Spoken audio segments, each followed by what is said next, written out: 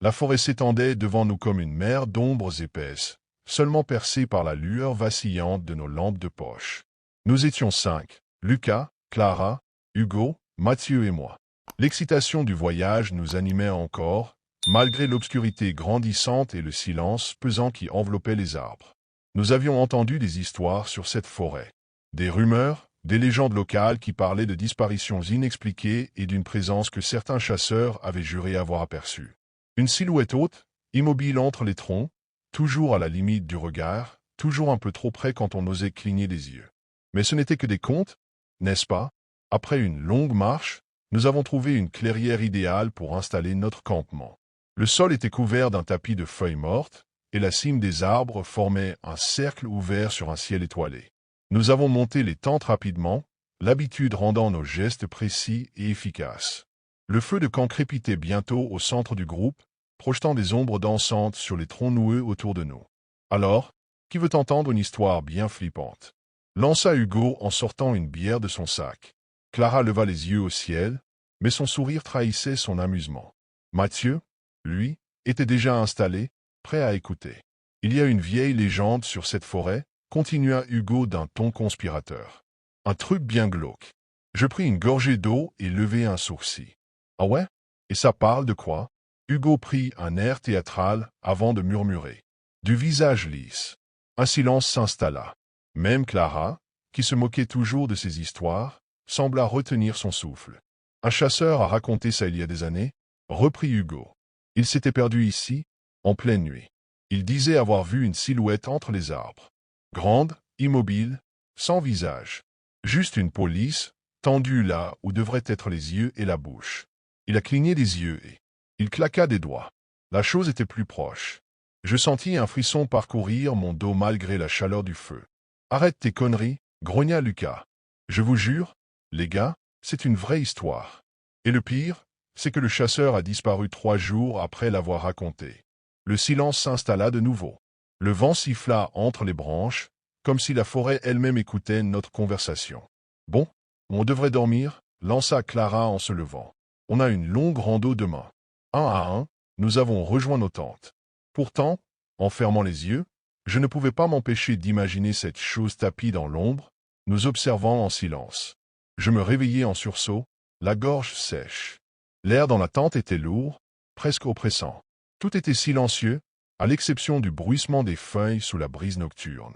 J'avais une envie pressante d'uriner, mais l'idée de sortir dans l'obscurité ne m'enchantait pas.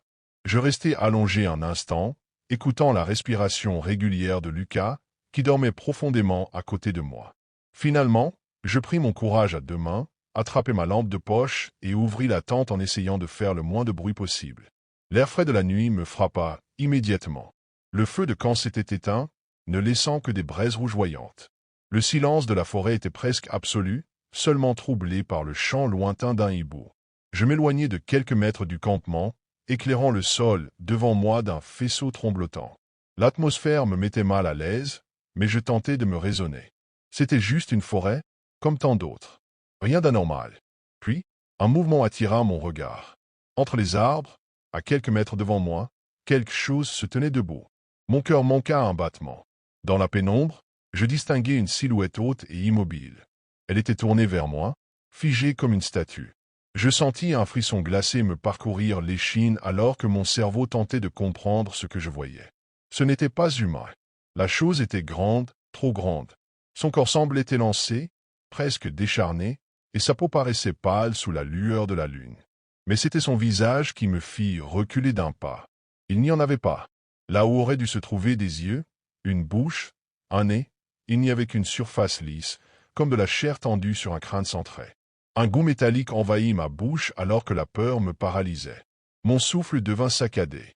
Mon esprit hurlait de fuir, mais mes jambes refusaient d'obéir. Puis je clignai des yeux. Et la chose était plus proche. Un hoquet de panique m'échappa. Je levai ma lampe de poche en tremblant, mais au moment où le faisceau de lumière toucha la silhouette, elle ne bougea pas. Je ne pouvais pas détourner le regard. Mon cœur battait à tout rompre. J'essayais de me convaincre que c'était une illusion, une erreur de perception. Mais alors, sans un bruit, la chose fit un pas vers moi. Cette fois, mon corps réagit avant mon esprit. Je fis demi-tour et courus vers le campement, l'adrénaline me propulsant à une vitesse que je n'aurais jamais cru possible. « Réveillez-vous » criai-je en bondissant sur la tente. « Il y a quelque chose dans la forêt. » Lucas se réveilla en sursaut, et les autres commencèrent à émerger, paniqués par mes cris. Mais je n'osais pas me retourner. Je sentais encore sa présence derrière moi. Plus proche. Lucas sortit précipitamment de la tente, encore à moitié endormi. « Quoi? Qu'est-ce que tu racontes? Il y a quelque chose dans la forêt. » Soufflai-je, à bout de souffle, le corps tremblant d'adrénaline. Les autres sortirent à leur tour, Clara frottant ses yeux fatigués, Hugo et Mathieu grognant des questions confuses. Mais dès qu'ils virent mon visage blême, mon souffle erratique, leur expression changea. « Qu'est-ce que t'as vu » demanda Clara, une pointe d'inquiétude dans la voix. J'ouvris la bouche, prêt à tout leur déballer, mais un bruit me coupa net. Un bruissement, léger, juste au bord du campement. D'un seul mouvement, nous tournâmes tous la tête. Il était là, figé à la lisière des arbres, immobile comme une ombre découpée dans la nuit. La silhouette était encore plus grande que dans mon souvenir, ses membres fins et anormalement longs, sa peau pâle presque phosphorescente sous la lueur froide de la lune. Et ce visage, ou plutôt cette absence de visage. Une surface lisse, dénuée de toute expression, mais qui semblait nous fixer. Clara porta une main à sa bouche, étouffant un cri. « C'est une blague, c'est une putain de blague », murmura Hugo, la voix tremblante. Personne ne répondit. Personne ne bougea. Le feu de camp mourant projetait une lumière vacillante, faisant danser l'ombre de la chose sur les troncs environnants. J'avais l'impression qu'elle nous observait, sans yeux, sans bouche, juste une présence, une menace silencieuse. Puis elle bougea. Un pas, un simple pas vers nous. Et tout explosa. « Courez » hurla Lucas en attrapant son sac. Nous nous précipitâmes dans la forêt, sans réfléchir, sans plan, sans même savoir où aller. Les branches fouettaient mon visage, mes pieds glissaient sur le sol humide, mais peu importait. Derrière moi, j'entendais les autres respirer fort, courir à toute allure. Mais j'entendais aussi autre chose. Des pas lents, méthodiques, venant de partout à la fois. Je risquai un coup d'œil par-dessus mon épaule, et mon cœur rata un battement. Il était toujours là. Non, ils étaient là. Des silhouettes identiques se tenaient entre les arbres, immobiles, nous encerclant comme une meute silencieuse. À chaque battement de cils, elles semblaient se rapprocher imperceptiblement. Mon souffle se coinça dans ma gorge. Je voulais crier, prévenir les autres, mais j'étais paralysé par l'horreur absolue de ce que je voyais. Nous n'étions pas en train de fuir. Nous étions en train d'être chassés. L'aube teintait le ciel de nuances violacées lorsque nous retrouvâmes enfin notre campement. Personne ne parlait. Nous étions hagards, le souffle court, les vêtements déchirés par les branches et couverts de boue. Nous avions couru jusqu'à ce que nos jambes nous trahissent, jusqu'à ce que l'épuisement nous force à nous arrêter, recroquevillés les uns contre les autres dans un silence terrifié, priant pour que la nuit passe. Mais maintenant que le jour se levait, tout semblait normal. Les tentes étaient là, intactes. Les sacs de couchage, exactement comme nous les avions laissés. Même le feu de camp n'avait pas bougé, ses braises éteintes par la rosée. « C'est pas possible » murmura Clara. Lucas s'avança lentement, regardant autour de lui comme s'il s'attendait à voir une trace de notre cauchemar. « On a tout imaginé » demanda Hugo d'une voix rauque. Je serrai les poings. Non, je savais ce que j'avais vu, ce que nous avions vu. Puis Mathieu poussa un juron. « Putain, regardez !» Nous nous tournâmes vers lui. Il était figé à quelques mètres des tentes, fixant le sol. Et c'est là que nous les avons vus. Des empreintes. Des dizaines. Elles formaient un cercle parfait autour de notre campement.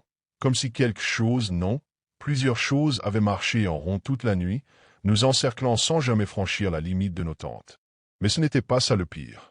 Les empreintes n'étaient pas normales. Certaines étaient immenses, bien trop grandes pour être humaines. D'autres, au contraire, étaient si petites qu'elles ressemblaient à celles d'un enfant. Mais il y avait un détail encore plus troublant. Aucune des empreintes ne menait à l'intérieur du cercle. C'était comme si ces choses étaient apparues autour de nous. Comme si elles avaient été là avant même que nous arrivions. Un frisson glacé me parcourut l'échine. « On part » lâcha Lucas d'une voix tremblante. Tout de suite. Personne ne protesta. En silence, nous avons rangé nos affaires à la hâte, jetant des regards nerveux autour de nous, comme si nous nous attendions à voir ces silhouettes réapparaître d'un instant à l'autre. Mais la forêt était muette. trop muette. Nous avons quitté la forêt aussi vite que possible, marchant d'un pas pressé, jetant des regards inquiets par-dessus nos épaules. Aucun de nous ne parlait. Chaque craquement de branches, chaque souffle de vent entre les arbres nous faisait sursauter. Le silence pesait sur nous comme une chape de plomb. Ce n'est que lorsque nous avons aperçu la route, au loin, que nous avons enfin osé relâcher un peu notre souffle. L'asphalte gris nous paraissait presque irréel après cette nuit cauchemardesque. Nous nous sommes précipités vers la voiture, jetant nos sacs dans le coffre à la hâte. « On décolle, maintenant » ordonna Lucas en tournant la clé dans le contact. Le moteur rugit, et bientôt, la forêt disparut derrière nous. Nous avons roulé en silence pendant de longues minutes, chacun perdu dans ses pensées, les images de la nuit gravées dans nos esprits. Personne ne voulait être le premier à parler. Ce fut finalement Clara qui brisa le silence. « Vous croyez que c'était réel ?» Personne ne répondit immédiatement. Puis Hugo lâcha un rire nerveux. « T'as vu ces empreintes ?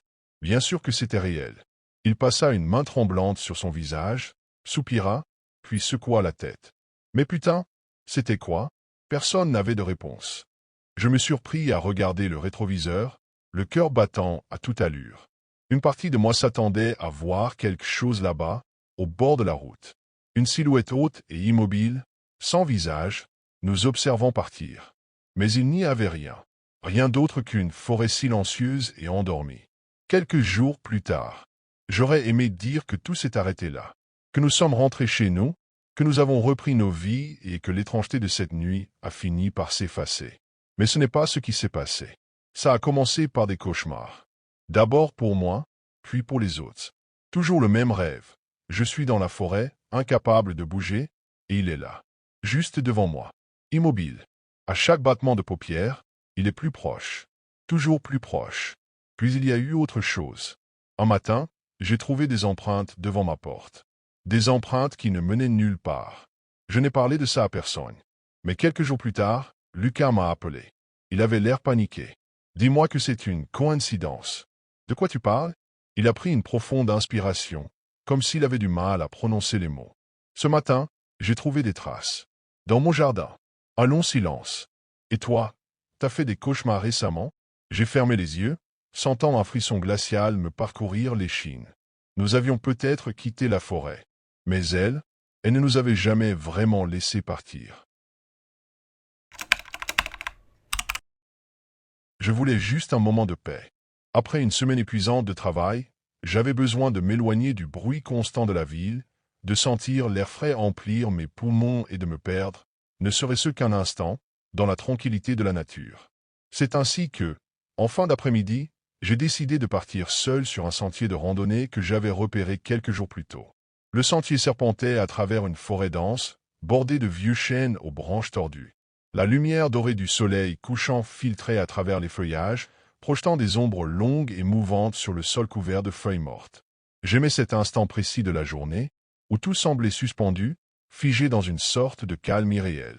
Dès les premiers pas, j'ai ressenti une étrange sensation d'isolement. Pas désagréable, au contraire, c'était ce que je recherchais. Le silence n'était brisé que par le craquement de mes chaussures sur le sol humide et le bruissement occasionnel du vent dans les branches. À plusieurs reprises, j'ai entendu des petits bruits dans les sous-bois, un oiseau prenant son envol, peut-être un écureuil effrayé par ma présence. Rien d'inhabituel. Pourtant, malgré cette apparente normalité, un léger frisson a parcouru ma nuque. J'ai continué à avancer, savourant la solitude, la sérénité du moment. Mais plus je m'enfonçais dans la forêt, plus l'atmosphère changeait imperceptiblement. L'air paraissait plus lourd, presque stagnant, et une étrange odeur de terre humide, plus forte qu'au début, emplissait mes narines. Le ciel, que je pouvais encore apercevoir entre les feuillages, s'assombrissait rapidement, bien plus vite que je ne l'aurais cru. Un sentiment diffus, presque instinctif, s'est insinué en moi. Et si je n'étais pas aussi seul que je le pensais, j'ai secoué la tête, chassant cette pensée ridicule. J'étais seul. Bien sûr que j'étais seul. Mais alors que je poursuivais ma marche, un son étrange m'a fait ralentir. Un murmure, à peine audible, porté par le vent. Au début, j'ai cru que c'était une illusion. Juste le bruissement des feuilles, le souffle du vent s'engouffrant entre les arbres. Pourtant, ce son avait quelque chose d'inhabituel. Il était trop précis, trop distinct. Un frisson m'a parcouru l'échine lorsque j'ai cru reconnaître mon prénom. Sophie. Je me suis arrêté net. Mon cœur s'est mis à battre plus vite. J'ai tendu l'oreille, retenant presque ma respiration. Plus rien. Juste le silence pesant de la forêt. Une mauvaise blague de mon imagination, sans doute. La fatigue, le stress. Je devais me détendre. Je me suis remis en marche, mais quelques instants plus tard, le son est revenu. Cette fois, il était plus proche. Sophie. J'ai senti mon estomac se nouer. Ce n'était pas possible. Personne ne savait que j'étais ici. J'étais parti seul, sans prévenir qui que ce soit. Et pourtant, quelqu'un ou quelque chose murmurait mon nom dans cette forêt déserte. J'ai regardé autour de moi, scrutant les troncs sombres, les ombres mouvantes entre les branches. Rien. Aucun mouvement, aucun signe de présence humaine. Juste cette sensation oppressante qui s'intensifiait, comme si l'air lui-même me pesait sur les épaules. J'ai avalé ma salive et j'ai forcé un sourire. C'est juste le vent, me suis-je dit à voix haute, comme pour me convaincre. Rien de plus. Mais quand j'ai fait un pas en avant, le murmure est revenu. Plus clair, plus distinct. Et cette fois-ci, il venait de derrière moi. Le vent, ou du moins ce que je pensais être le vent, avait cessé. Un silence lourd et presque suffocant s'était installé autour de moi. Mon cœur battait dans ma poitrine avec une intensité que je n'avais jamais ressentie. Je tournais lentement la tête, cherchant désespérément une explication rationnelle. Mais je n'arrivais pas à me convaincre que tout cela était normal. Le murmure avait disparu, mais quelque chose d'encore plus troublant se produisait. Le bruit des feuilles sous mes pieds, si familier et rassurant, semblait s'être éteint.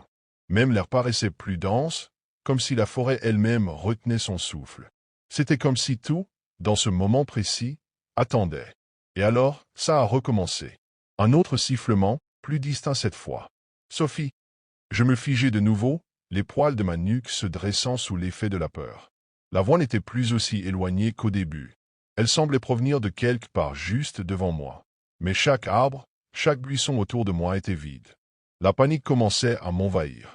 Mon corps me criait de partir, mais mes jambes semblaient figées. Le nom, mon nom, se faisait maintenant de plus en plus insistant. Il n'était plus une simple brise, un murmure indistinct. C'était une voix claire, reconnaissable, mais pourtant étrangère. Chaque fois qu'elle résonnait, elle semblait se rapprocher. Je pouvais presque la sentir derrière moi, comme si elle m'effleurait, une présence invisible qui m'effrayait bien plus que le simple son de la voix. Je fis un pas en arrière, un autre, mes yeux scrutant frénétiquement chaque ombre entre les arbres. La forêt était tout sauf calme. Elle était en train de changer, comme si l'espace lui-même devenait plus oppressant, plus menaçant.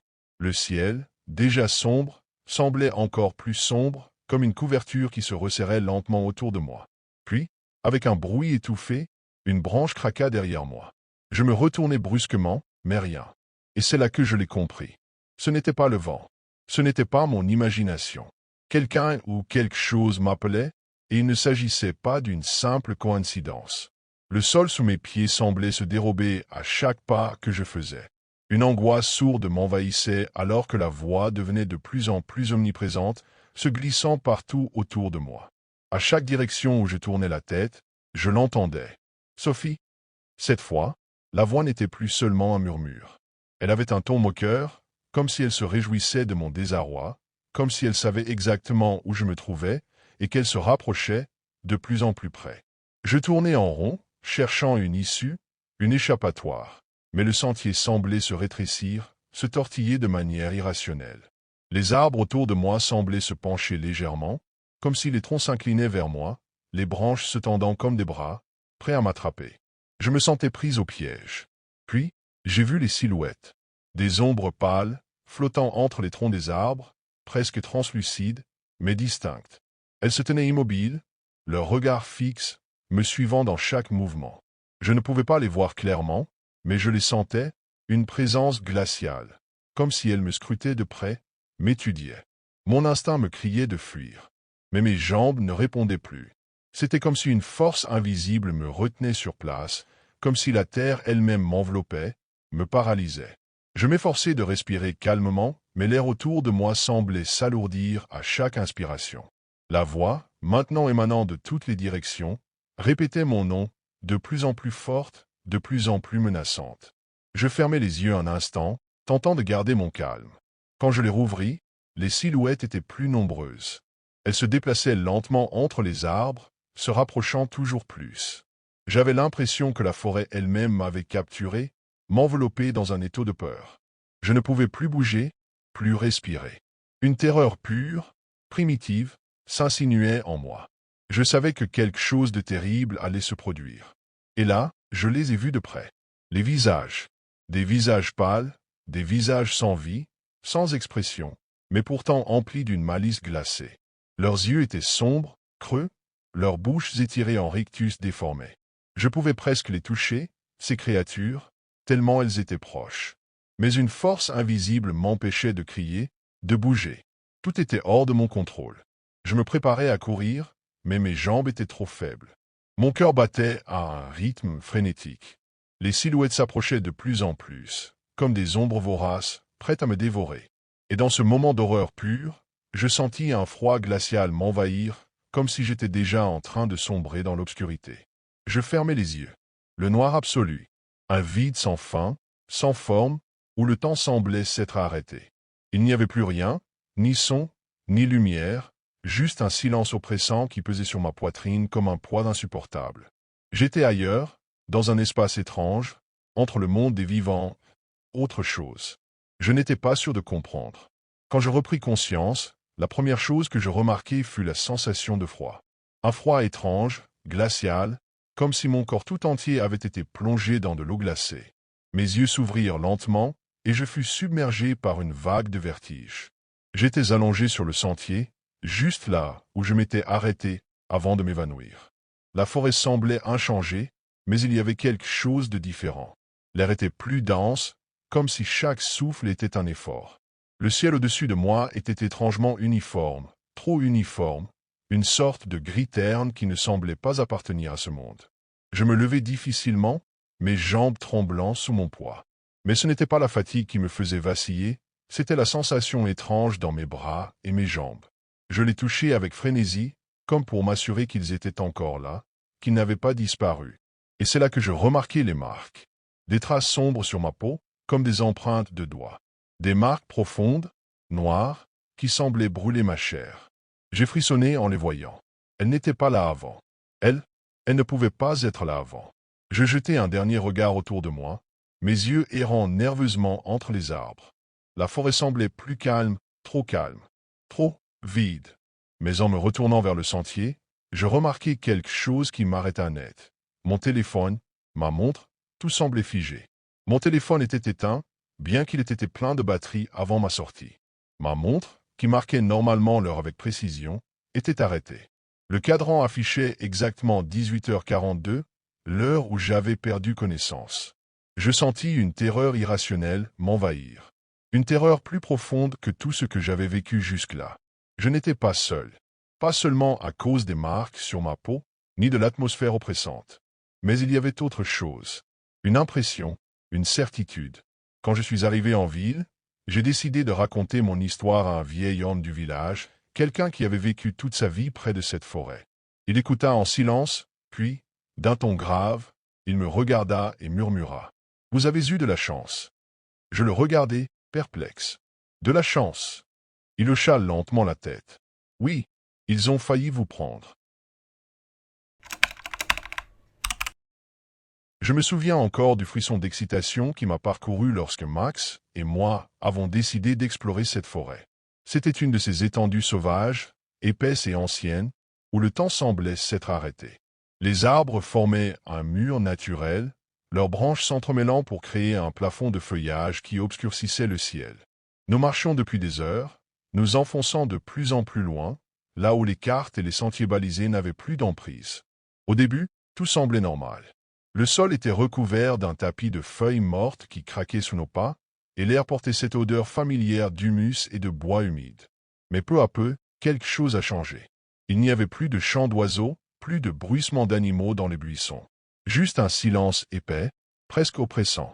J'ai senti un poids invisible peser sur ma poitrine, une sensation d'être observé sans pouvoir en identifier la source. Puis, nous l'avons vu. La cabane se dressait devant nous, solitaire au milieu de la végétation dense, comme si la forêt elle-même l'avait oubliée. Son bois était noirci par le temps, ses planches disjointes semblaient gémir sous l'effet du vent, mais il n'y avait pas de vent. La structure n'avait rien de naturel à cet endroit. Elle n'apparaissait sur aucune carte, et pourtant, elle était bien là, tangible et réelle. Max s'est arrêté net. Il m'a jeté un regard perplexe avant de murmurer. Cette cabane, elle ne devrait pas être là. J'ai hoché la tête, incapable de détourner les yeux de cette silhouette inquiétante. Quelque chose, dans l'air, nous mettait en garde. Nous n'aurions jamais dû la trouver. Nous nous sommes approchés à pas lents, comme attirés malgré nous. Plus nous avancions, plus une odeur nauséabonde emplissait l'air, une puanteur de chair en décomposition mélangée à une humidité stagnante. Elle s'infiltrait dans mes narines, me soulevant le cœur. Puis j'ai remarqué les détails. Des symboles étaient gravés à même le bois de la cabane, encerclant la porte et s'étendant jusqu'aux fenêtres barricadées de l'intérieur. Il n'avait rien de familier, rien qui puisse rappeler des signes tribaux ou religieux. Les traits étaient irréguliers, tracés avec une force brutale, comme si quelqu'un, ou quelque chose, avait voulu marquer ce lieu d'une empreinte indélébile. Certains semblaient récents, encore profondément creusés dans le bois humide. Et il y avait les bougies. Alignées en cercle autour de la cabane, elles brûlaient d'une flamme vacillante malgré l'absence de vent. La cire fondue s'était répandue en traînées épaisses sur la terre, formant des motifs accidentels qui ressemblaient trop à des griffes pour que ce soit une coïncidence.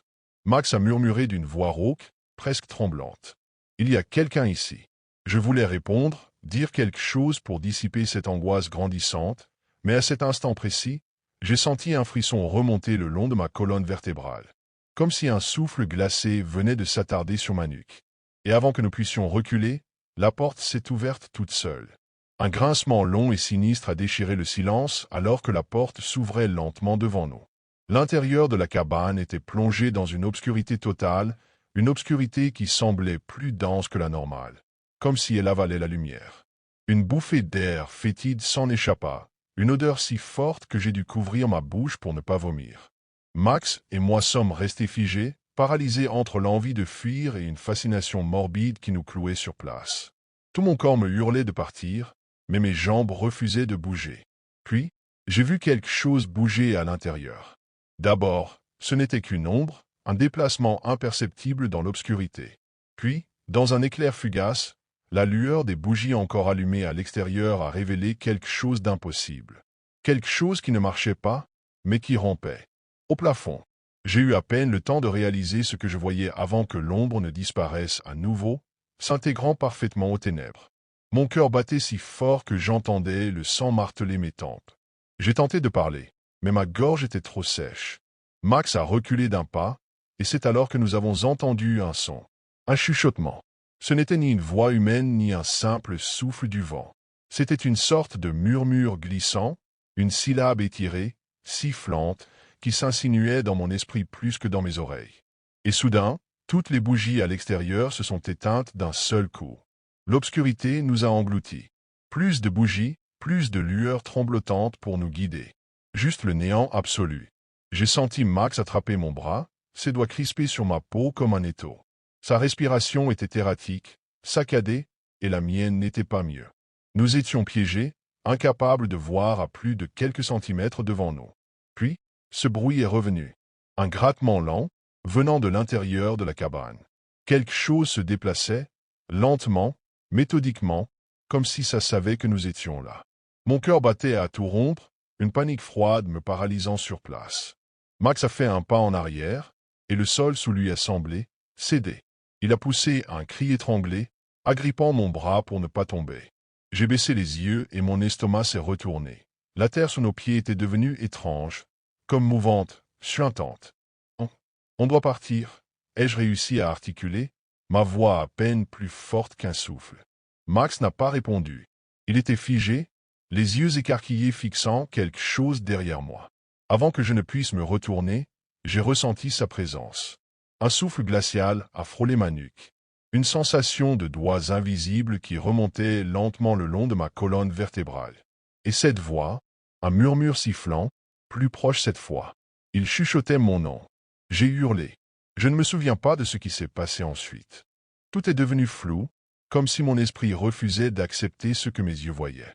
Je me rappelle seulement d'une douleur lancinante dans mon crâne, du goût métallique du sang dans ma bouche et de cette sensation d'être tiré vers quelque chose d'invisible, de gigantesque, de malveillant.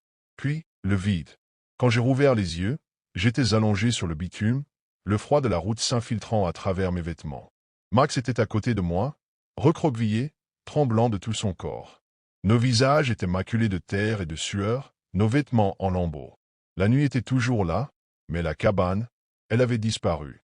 Un faisceau de lumière m'a ébloui, et une voix grave s'est élevée dans l'obscurité. « Bordel, qu'est-ce que vous foutez ici ?» Un homme se tenait devant nous, une lampe torche à la main. Il nous regardait avec une expression entre l'inquiétude et l'incompréhension. Nous étions sur une route, loin de la forêt. Aucune cabane en vue. Juste l'asphalte, le silence et cette sensation oppressante que quelque chose nous avait suivis. Max et moi avons essayé de parler, d'expliquer, mais aucun mot ne sortait. Nous étions incapables de nous souvenir de comment nous étions arrivés là. Juste des bribes d'ombre, de murmures et cette chose qui rampait sur le plafond. Nous n'avons jamais reparlé de cette nuit. Mais parfois, dans l'obscurité, quand tout est silencieux, j'entends encore mon nom être murmuré. Nous nous sommes figés sur place. Le cri s'était élevé dans la nuit, perçant le silence avec une intensité qui m'avait glacé le sang. « Tu as entendu ça » murmurai-je, le cœur battant plus vite. Mon petit ami hocha la tête, scrutant l'obscurité autour de nous. C'était une voix humaine, sans aucun doute. Un appel à l'aide, lancé quelque part au loin, à travers les arbres. « Il y a peut-être quelqu'un en difficulté, dit-il, hésitant. » L'idée de continuer notre route comme si de rien n'était me traversa l'esprit. Mais un deuxième cri retentit, identique au premier. La même intonation, le même désespoir. Il venait de la même direction, un peu plus proche cette fois. Nous échangeâmes un regard inquiet. Il était tard, et nous étions loin de toute habitation. Qui pouvait bien se trouver ici, perdu dans cette forêt en pleine nuit? On devrait voir ce qu'il se passe, déclara-t-il en allumant sa lampe torche. Un mauvais pressentiment me serra la poitrine. Quelque chose sonnait faux. Mais comment ignorer un appel au secours? Je pris une profonde inspiration et acquiesçai. Nous avons quitté le sentier principal, avançant prudemment vers l'origine du son. Chaque pas sur le sol couvert de feuilles mortes résonnait étrangement fort dans le silence pesant. Le cri se fit entendre une troisième fois. Toujours exactement le même. Les mêmes mots, le même ton, comme une bande-son qui se répéterait en boucle. J'ai senti un frisson parcourir mon échine. Nous nous sommes figés sur place. Le cri s'était élevé dans la nuit, perçant le silence avec une intensité qui m'avait glacé le sang. « Tu as entendu ça » murmurai-je, le cœur battant plus vite. Mon petit ami hocha la tête, scrutant l'obscurité autour de nous. C'était une voix humaine, sans aucun doute. Un appel à l'aide, lancé quelque part au loin, à travers les arbres. « Il y a peut-être quelqu'un en difficulté, dit-il, hésitant. » L'idée de continuer notre route comme si de rien n'était me traversa l'esprit. Mais un deuxième cri retentit, identique au premier. La même intonation, le même désespoir. Il venait de la même direction, un peu plus proche cette fois. Nous échangeâmes un regard inquiet. Il était tard, et nous étions loin de toute habitation. Qui pouvait bien se trouver ici, perdu dans cette forêt en pleine nuit? On devrait voir ce qu'il se passe, déclara-t-il en allumant sa lampe torche. Un mauvais pressentiment me serra la poitrine. Quelque chose sonnait faux. Mais comment ignorer un appel au secours? Je pris une profonde inspiration et acquiesçai. Nous avons quitté le sentier principal, avançant prudemment vers l'origine du son. Chaque pas sur le sol couvert de feuilles mortes résonnait étrangement fort dans le silence pesant. Le cri se fit entendre une troisième fois. Toujours exactement le même. Les mêmes mots, le même ton, comme une bande-son qui se répéterait en boucle. J'ai senti un frisson parcourir mon échine. Nous avons continué à avancer, mais chaque fibre de mon corps me criait de faire demi-tour. Plus nous approchions, plus quelque chose semblait artificiel. Le cri, qui m'avait d'abord paru désespéré, sonnait maintenant creux, mécanique, comme s'il manquait l'émotion réelle qui devrait l'accompagner. Le faisceau de nos lampes balayait les troncs noueux et les buissons denses, projetant des ombres déformées sur le sol. L'air était devenu plus lourd, chargé d'une tension indescriptible. Je sentais mon souffle s'accélérer sans raison apparente. Puis, la voix s'est tue. Le silence est retombé d'un coup, plus oppressant que jamais. J'ai jeté un regard nerveux à mon petit ami, qui s'était arrêté net devant moi. Ses doigts se crispèrent autour de sa lampe torche. Là, souffla-t-il. Je suivis son regard. À une dizaine de mètres devant nous, en plein milieu du sentier, quelqu'un se tenait debout, immobile. C'était une silhouette humaine, vaguement éclairée par la lueur froide de la lune qui filtrait à travers les branches. À cette distance, impossible de distinguer ses traits. Mais je pouvais voir qu'elle nous faisait face, parfaitement droite, comme si elle nous attendait. J'ai senti mon estomac se nouer. Quelque chose clochait. La posture, la raideur absolue de ce corps figé dans l'obscurité. Et puis, il y avait ce détail qui me fit instinctivement reculer d'un pas. La personne souriait. Un sourire trop large, trop figé. Comme si ce n'était pas un vrai. Je n'arrivais pas à détacher mes yeux de cette silhouette. Mon cœur battait tellement fort que j'avais l'impression qu'il allait exploser dans ma poitrine. Le sourire, toujours aussi étrange, n'avait pas changé. Il était si déformé, presque trop parfait, que j'en frissonnais de peur. Est-ce que tu vois ça aussi? Murmurai-je, mes lèvres tremblant légèrement. Mon petit ami ne répondit pas tout de suite. Il semblait aussi figé que moi, incapable de bouger. Puis, finalement, il s'avança d'un pas, comme s'il tentait d'évaluer la situation. « Vous allez bien » appela-t-il d'une voix hésitante. À cet instant, la silhouette fit un mouvement. Ses lèvres bougèrent, mais ce ne fut pas pour répondre à la question. Au contraire, ce qu'elle dit me glaça le sang. « Vous allez bien » répéta-t-elle, exactement dans le même ton que lui. J'eus un sursaut. La voix était la sienne. C'était exactement la même, dans la même intonation, sans aucune variation. Comme si ce chose avait copié sa voix. Je luttais pour rester calme, mais l'horreur m'envahissait. Je reculai de quelques pas, puis dis, sans réfléchir, en bégayant. « Qu'est-ce que vous voulez » À ma grande terreur, la silhouette sourit encore plus largement et répéta, d'une manière parfaitement synchronisée. « Qu'est-ce que vous voulez » C'était ma propre voix. Elle la reproduisait. Chaque mot, chaque syllabe. Tout. Je voulus crier, mais aucun son ne sortit de ma gorge. Mon regard se porta à nouveau sur la silhouette, qui avançait lentement, toujours en répétant nos mots comme un écho macabre. Le sourire ne partait pas. Il devenait de plus en plus large, déformant son visage de façon irréaliste. Et ce n'était plus juste une voix. La silhouette commença à imiter nos gestes, nos mouvements. Je levais les bras, et elle faisait de même, en parfaite synchronisation. C'était comme si elle se nourrissait de nos actions, imitant tout ce que nous faisions, mais de manière grotesque et inquiétante. Mon cœur battait si vite que j'avais l'impression de suffoquer. Je ne savais plus quoi faire. Mon esprit était figé, comme paralysé par cette chose qui se tenait devant nous, répétant chacun de nos gestes, chacune de nos paroles. Le visage souriant s'étendait de plus en plus, ses lèvres se distendant d'une manière qui semblait dépasser les limites de l'humain. Je pris une grande inspiration, essayant de garder mon calme malgré la panique qui montait. « Il faut partir, maintenant » murmurai-je à mon petit ami, qui semblait à peine réagir, comme sous l'emprise d'un sort. Je fis volte-face et me mis à courir, sans me soucier de regarder derrière moi. Le bruit de mes pas résonnait dans la forêt, mais étrangement, je pouvais aussi entendre les siens. Les siens à nous. La silhouette continuait de nous imiter, reprenant chaque mouvement dans une synchronisation effrayante. Je n'osais pas me retourner, mais je sentais sa présence se rapprocher, toujours là, à nos côtés. Chaque fois que je criais ou m'arrêtais, elle le faisait aussi, comme si elle n'avait aucune intention de nous laisser échapper. Mon cœur battait à tout rompre. Les arbres défilaient devant mes yeux, flous, comme si la forêt elle-même semblait se resserrer autour de nous. Je n'entendais plus que les échos de nos propres voix, répétées encore et encore, déformées par cette chose qui n'était pas humaine. Puis, en courant à perdre haleine, nous avons atteint la fin du sentier. Nous avons vu les lumières de notre voiture au loin, comme un phare dans cette obscurité oppressante. Sans un mot, nous avons accéléré encore plus, nos jambes brisées par la course, nos poumons en feu. Je n'avais qu'une seule pensée, atteindre la voiture. Et enfin, nous y étions, prêts à sauter à l'intérieur. Je tournai la clé dans le contact, et le moteur rugit enfin, brisant le silence lourd de la forêt.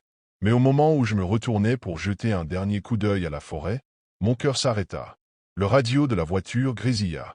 Au début, il n'y avait que du bruit statique, puis une voix. La nôtre. La voix de mon petit ami et la mienne, répétée sans fin, comme un écho distant. « Vous allez bien? Qu'est-ce que vous voulez » Nous n'avons pas dit un mot de plus. Nous avons simplement démarré et quitté cet endroit maudit. Mais, même après avoir roulé pendant des kilomètres, je pouvais encore entendre ces voix dans ma tête, répétant sans fin, comme si elles ne nous avaient jamais vraiment quittés.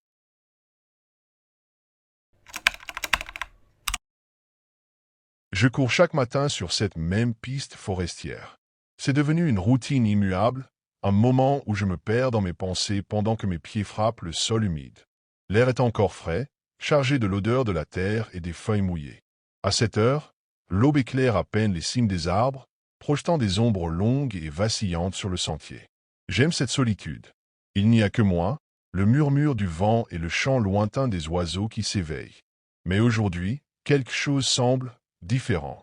Dès que j'entre dans la forêt, une sensation étrange s'accroche à moi. Un léger frisson parcourt mon échine, comme si quelqu'un m'observait depuis les profondeurs de la végétation. J'essaie de me convaincre que c'est ridicule. Ce sentier, je le connais par cœur. Je pourrais presque courir les yeux fermés. Pourtant, je ne peux pas m'empêcher de jeter un coup d'œil autour de moi. Les arbres se dressent, immobiles, comme des gardiens silencieux. Rien d'anormal, rien d'autre que l'écho lointain de mes propres pas. Je secoue la tête et accélère le rythme, me concentrant sur ma respiration, sur la cadence régulière de ma foulée. Et malgré tout, cette impression ne me quitte pas. Un poids invisible pèse sur mes épaules, un sentiment diffus d'être suivi, traqué. Après quelques minutes de course, un bruit commence à se mêler au craquement des feuilles sous mes pieds. Des pas, d'abord lointains, à peine perceptibles sous le souffle du vent. Puis, au fil des secondes, ils deviennent plus nets, réguliers, presque synchronisés avec les miens. Je ralentis légèrement. Le bruit ralentit aussi. Mon cœur rate un battement. J'accélère alors brusquement, testant une foulée plus rapide, irrégulière. Mais les pas derrière moi suivent le même schéma, comme un écho déformé de ma propre course. Le sang bat dans mes tempes. Peut-être est-ce simplement un autre coureur, quelqu'un qui emprunte le même chemin que moi. Pourtant, cette idée ne me rassure pas. J'ai parcouru cette piste des dizaines de fois, et jamais je n'ai croisé qui que ce soit à cette heure. J'essaie de me convaincre que c'est une coïncidence, que c'est mon imagination. Mais mon instinct, lui, hurle le contraire. Alors, pour en avoir le cœur net, je m'arrête brutalement. Un silence écrasant s'abat sur la forêt. Je retiens mon souffle. Une seconde passe, puis une autre. Et juste au moment où je commence à me détendre. Un pas, derrière moi. Un seul, lourd, lent, beaucoup trop proche. Mon corps se fige. Un frisson glacé me traverse l'échine. Je n'ose pas me retourner. Quelque chose en moi sait que je ne devrais pas. L'instinct de survie, peut-être. Mais l'angoisse monte, s'infiltre dans mes veines comme un poison. Je ferme les yeux une seconde, tentant de maîtriser ma respiration qui s'emballe. Peut-être que ce n'était rien. Une branche qui tombe, un animal caché dans les buissons. Non, c'était un pas. Humain, indiscutablement. Je rassemble mon courage et me retourne d'un coup, le souffle court, prêt à faire face à quoi? Exactement, rien. Le sentier est vide. Mon regard fouille les alentours, scrutant chaque tronc, chaque ombre entre les arbres. Les premières lueurs du matin filtrent à travers les branches, projetant des silhouettes incertaines sur le sol. Mais il n'y a personne. Juste moi et ce silence oppressant qui semble avoir avalé jusqu'au bruissement du vent. Je déglutis avec difficulté. Et puis, sans prévenir, les pas reprennent. Toujours derrière moi. Toujours à la même distance. Mais cette fois, je ne bouge pas. Je n'avance pas. Je ne cours pas. Et pourtant, ces pas continuent. S'approchant. La panique me saisit. Je n'ai plus le temps de réfléchir, plus la capacité de raisonner. Mon corps réagit avant mon esprit. Je me mets à courir. Aussi vite que mes jambes me le permettent, sans réfléchir, sans regarder où je pose les pieds. Les pas me suivent. Ils ne trébuchent pas. Ils ne ralentissent pas. Ils ne s'essoufflent pas. Ils sont là, toujours à la même distance, toujours en parfaite synchronisation avec les miens. Comme une ombre collée à mes talons. Je change brusquement de direction, m'élançant hors du sentier, traversant les buissons et les racines qui lacèrent mes chevilles. Mais ça ne sert à rien. Les pas continuent. M'imitaient-ils, ou m'imposaient-ils leur rythme? Mon cœur bat à une vitesse folle, un tambour de panique résonnant dans ma poitrine. Et puis, au milieu du chaos de ma fuite, j'entends autre chose. Une respiration. Proche. Bien trop proche. Elle est irrégulière, rauque, comme si elle venait de l'intérieur de ma tête. Je n'ose plus réfléchir. Je cours simplement, priant pour voir bientôt la sortie de la forêt, pour apercevoir la lumière du jour percer l'obscurité étouffante des arbres. Mais l'air autour de moi est devenu plus froid, presque glacial, comme si l'aube n'avait plus d'emprise ici. Et à chaque pas, je ressens quelque chose d'invisible se rapprocher. Mes poumons brûlent. Mes jambes menacent de céder sous l'effort. Mais je continue. Je dois sortir d'ici. Puis, entre les arbres, j'aperçois enfin l'ouverture du sentier, la lueur pâle du matin filtrant à travers les branches. Un dernier effort. Encore quelques mètres. Mais les pas, ils ne sont plus derrière moi. Ils sont partout. Autour de moi. Devant moi. Tout près. Un bruit sourd, comme une course effrénée sur le sol humide, emplit l'espace. C'est un vacarme impossible, une multitude de pas résonnant en même temps, un chaos de mouvements invisibles qui semblent converger vers moi. Je ne pense plus, je hurle, je me jette hors de la forêt, trébuchant sur le bord du sentier. Silence. Je lève la tête, mon souffle saccadé. La lumière du matin inonde la route déserte. L'air est calme, paisible, comme si rien ne s'était jamais passé. Mais je sens encore cette présence. Alors, lentement, la gorge nouée, je me retourne une dernière fois. Et c'est là que je le vois. Juste à l'orée du bois. Quelque chose. Une silhouette floue, indistincte, figée dans l'ombre des arbres. Elle ne bouge pas, mais je sais qu'elle me regarde. Puis, dans le silence absolu, un dernier pas résonne. Juste derrière moi.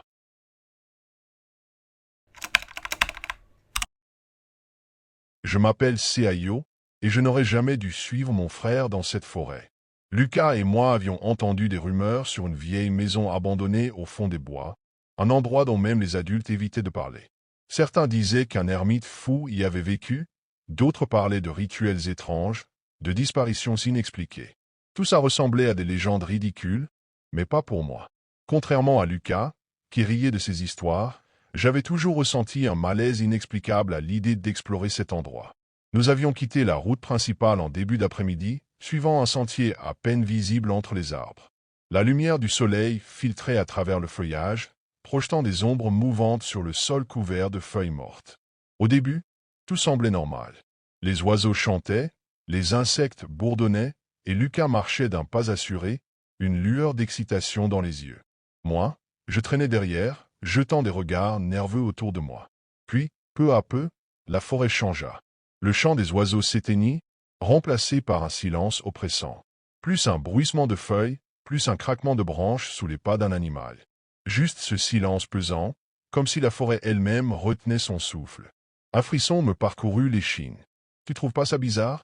murmurai-je en accélérant le pas pour rejoindre Lucas.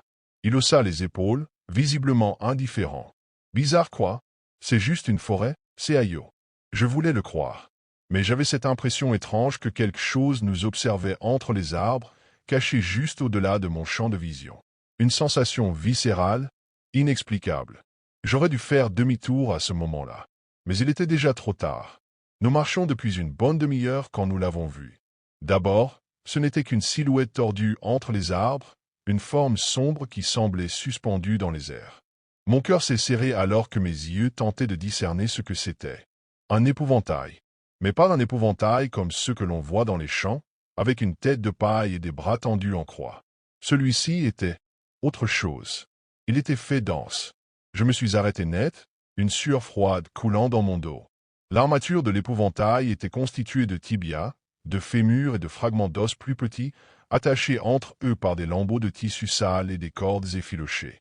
Son torse semblait être une cage thoracique humaine, et sa tête.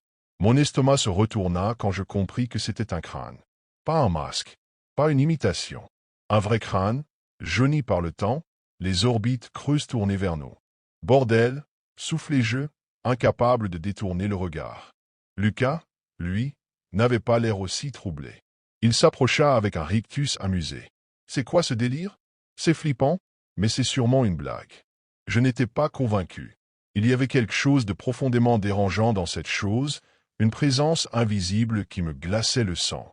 Je sortis mon téléphone avec des doigts tremblants et pris une photo, juste pour, je ne sais pas, garder une preuve. L'image apparut sur l'écran, et mon souffle se bloqua dans ma gorge. L'épouvantail me regardait. Sur la photo, sa tête s'était tournée dans ma direction.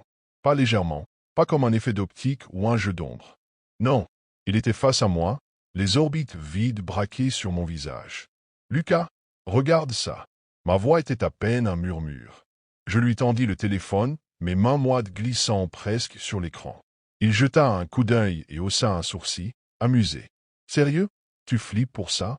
C'est juste la lumière. » « Attends !» Il releva les yeux vers l'épouvantail. Puis il se figea. Je compris immédiatement. La chose n'était plus à la même place. Elle était plus proche. Lucas ne disait plus rien. Son sourire moqueur avait disparu, remplacé par une expression figée. J'avalai ma salive avec difficulté et tournai lentement la tête vers l'épouvantail. Il s'était rapproché. Pas beaucoup. Juste 1 ou 2 mètres. Mais c'était impossible. Personne n'avait bougé, et pourtant, il n'était plus à sa place. Mon souffle s'accéléra tandis qu'un frisson glacé me parcourait l'échine. « T'as vu ça ?» murmurai-je, la gorge nouée. Lucas secoua la tête, comme pour chasser un mauvais rêve. « C'est le vent? Ou alors, il était déjà là et on l'a mal vu. » Mais sa voix tremblait. Le silence autour de nous était devenu pesant, presque tangible. Plus un bruit, plus un mouvement dans la forêt, comme si tout ce qui vivait s'était figé en attendant quelque chose. Une odeur étrange monta dans l'air, épaisse et esséurante.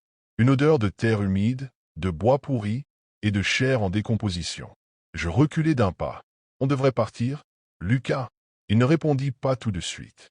Il fixait l'épouvantail, ses poings serrés, comme s'il cherchait une explication rationnelle à ce qu'il voyait. Finalement, il souffla un rire nerveux. « T'as raison. C'est bon, on y va. » Mais alors que nous tournions les talons, un bruit retentit derrière nous.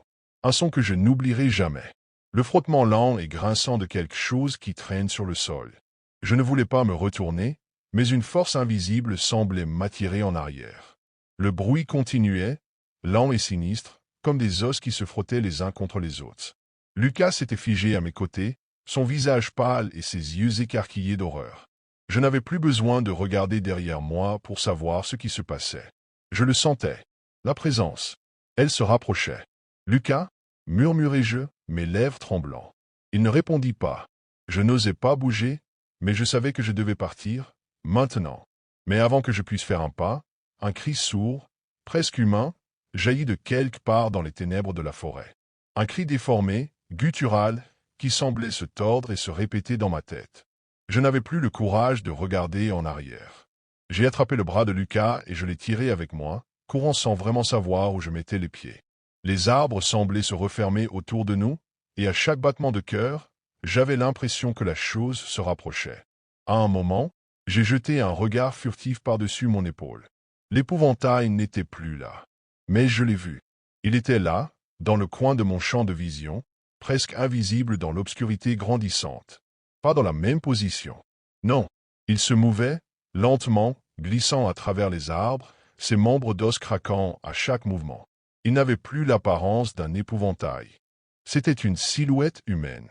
Une silhouette qui me suivait.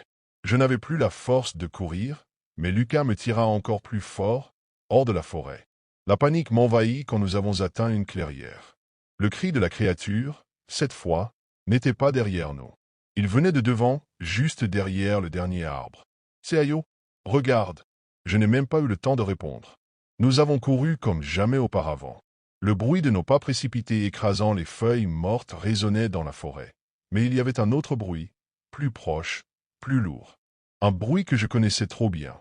Des pas qui suivaient les nôtres, lents et réguliers, comme une ombre qui ne voulait pas nous lâcher. Je n'osais pas regarder derrière moi, mais je savais qu'il était là. Cette silhouette, qui me paraissait de plus en plus réelle à chaque instant. Un épouvantail, une créature, ou quelque chose de bien pire. La panique m'envahissait.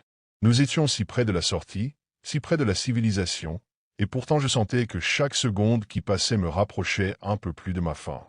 Soudain, un cri perça la nuit. Ce cri était différent de ceux que j'avais entendus jusque-là.